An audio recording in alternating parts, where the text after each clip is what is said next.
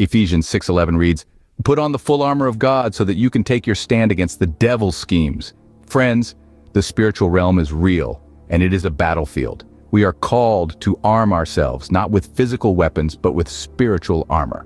Now picture a tree standing tall and firm against a raging storm. It's not the leaves or the branches that keep it upright, but its deep roots and sturdy trunk. Just as this tree, we too need our spiritual armor to weather the storms of life.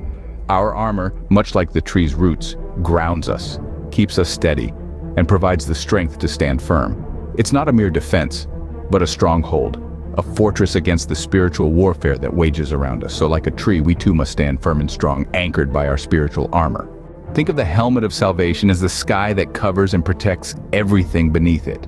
Imagine the sky's vast expanse, a seemingly infinite blanket that shields our planet from an array of outer space threats. Meteorites, cosmic rays, solar flares, all these potential dangers are kept at bay, securing the life that thrives below. In a similar vein, the helmet of salvation serves as our spiritual canopy, our divine defense. It safeguards our minds, the fertile grounds where our faith is cultivated and nourished. This divine helmet shields us from the barrage of negative thoughts, doubts, and fears that threaten to disrupt our faith. It's a spiritual battleground up there in our minds, and we need all the protection we can get. The helmet of salvation serves as our line of defense, our fortress, our stronghold. So fortify your mind with the helmet of salvation as the sky does for the earth. The breastplate of righteousness can be likened to a mountain, standing tall and unyielding. Just as a mountain amidst all weather conditions remains steadfast and unbroken, so too does the breastplate of righteousness remain invincible against the forces of wickedness and sin. Picture a mountain surface, pelted by the rain, whipped by the wind, and blanketed by the snow. Yet beneath these external forces, the mountain's core remains firm and untarnished.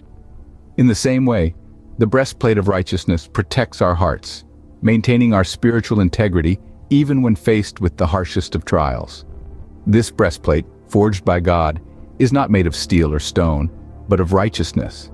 It is our inner fortitude, our moral compass, our unwavering faith that shields our hearts from the storms of sin. In the battle against spiritual wickedness, it is the breastplate of righteousness that guards our hearts, our emotions, and ultimately our souls. Like an unyielding mountain, guard your heart with the breastplate of righteousness. The sword of the Spirit and the shield of faith are like the wind and the sea, respectively. Just as the wind is invisible yet compelling, so too is the sword of the Spirit. It is not a physical blade, but the living word of God, quick and powerful, penetrating even to the dividing asunder of soul and spirit. Its power is unseen, yet it cuts through the heart of every matter, revealing the thoughts and intentions of the heart. Now, consider the sea. It's vast, deep, and powerful, with the capacity to quench even the fiercest fires. This is a fitting symbol for the shield of faith. With it, you can extinguish all the flaming arrows of the evil one. Just as the sea remains unfazed by the storms, your faith, your shield, remains unbroken against all adversities. Wield the sword of the Spirit and the shield of faith like the wind controls the sea. Just as nature endures and thrives through its innate armor, so must we. Picture a forest resilient against the fiercest storms, drawing strength from deep within the earth. Each tree, each leaf, each root is an integral part of this spiritual armor we speak of. The helmet of salvation is our canopy, shielding us from despair. The breastplate of righteousness, akin to the sturdy trunk, keeps our hearts upright and true. Our feet, grounded in the gospel of peace, are the roots that anchor us, providing stability amid life's tremors. The shield of faith and the sword of the Spirit are our branches and leaves, reaching out and upward, deflecting adversity and absorbing the light of truth. Each piece of this armor is crucial, working in harmony to fortify our spirit. Just as nature thrives by this principle of unity, so too we flourish when fully armored. Stand firm then, with the belt of truth buckled around your waist, the breastplate of righteousness in place, and with your feet fitted with the readiness that comes from the gospel of peace.